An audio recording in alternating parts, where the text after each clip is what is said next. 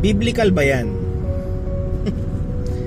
Dapat yung mga Christian messages, bago natin i-repost, check muna natin kung biblical. Karamihan sa atin guilty na kapag may nakitang post na heartwarming, repost agad. Minsan dahil emotional, minsan dahil inspiring, minsan dahil maganda pakinggan. Pero hindi porke nakakaiyak o nakakataba ng puso, automatic na galing na kay God. Madalas pa dyan, AI. Marami kasing posts ngayon na gumagamit ng God said or Jesus wants you to hear this o kaya Christian quote, pero kapag chinek mo sa Bible, wala naman dun. Minsan halo na ng motivational speaking, self-love culture, manifestation at konting Bible verse para magmukhang Christian, pero hindi pala. At bilang believers, kailangan natin maging maingat kasi hindi sapat na maganda lang pakinggan. Ang tanong, biblical ba? Yun lagi ang basihan natin, the Bible, God's Word.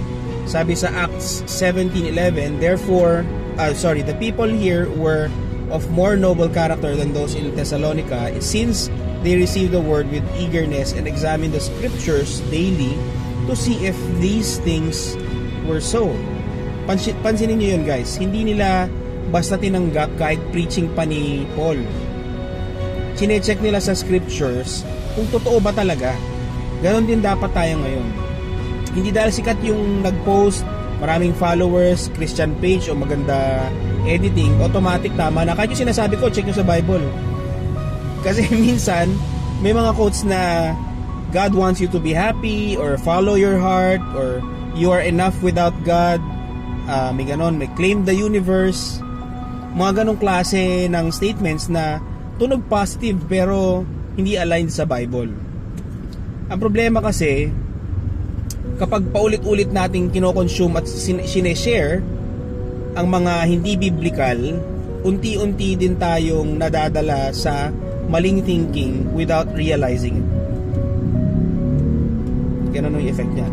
Sabi sa 1 Thessalonians 5:21, test all things, hold on to what is good.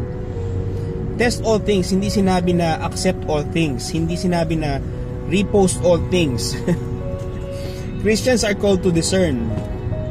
At alam nyo, si Satan hindi naman yan laging obvious. Hindi lahat ng deception may kasamang pentagram o creepy music. Minsan inspirational quote lang. Minsan God-centered kuno, pero sadly malalayo ka sa tunay na gospel. So be careful tayo. Sabi sa 2 Corinthians 11:14, and no wonder, for Satan disguises himself as an angel of light. Kaya kailangan natin maging rooted sa Word of God. Kasi kung hindi natin alam ang tunay, madali tayong maloloko ng counterfeit. Diba? Parang sa mga alahas. Parang counterfeit money lang yan. Ang experts, hindi nila minimemorize lahat ng fake. Ang inaaral nila yung original. Para kapag may faith, halata agad. Kabisado na nila. Ganon din sa Christianity. Kapag alam mo ang Bible, mapapansin mo agad kapag may mali sa message. Huwag kang forward ng forward. Alamin mo muna. At hindi ito pagiging judgmental. Discernment to. Magkaiba yun. Hindi natin hine-hate yung tao, and ang chine-check natin ay yung message. Yung message ang problema. Kadalasan. Sabi sa 1 John 4:1, dear friends, do not believe every spirit, but test the spirits to see if they are from God. Imagine sinabi mo mismo sa Bible, do not believe every spirit. So hindi lahat ng spiritual sounding message ay from God. Kaya brothers and sisters, bago tayo mag-share, mag-repost o mag-amen, magtanong muna tayo, nasa Bible ba to? Align ba to sa character ni God? Context ba to ng verse? O baka emotional lang kaya parang tama? At kung hindi tayo sure, okay lang mag-research. Diba? Okay lang mag-open ng Bible. Okay lang magtanong. Mas mabuti ng mabagal mag-share kaysa mabilis magkalat ng false teaching. Alright? Because at the end of the day, hindi feelings ang final authority natin. Hindi viral posts, hindi Christian influencers, hindi aesthetics ba pronunciation. Ang final authority natin should always be the Word of God. Yon. Actually, yun lang naman gusto ko sabihin. So, wag nating gawing basihan ang pagiging emotional ng message. Gawing basihan natin ang scripture kasi maraming messages ngayon na comforting pero misleading naman. Kaya, stay grounded sa Word ni God. Read your Bible personally.